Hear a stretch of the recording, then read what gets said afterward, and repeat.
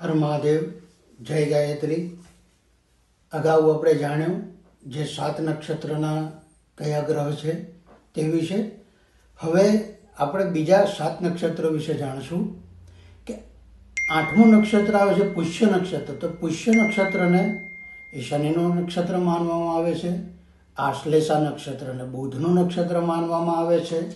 મઘા નક્ષત્રને કેતુનું નક્ષત્ર માનવામાં આવે છે.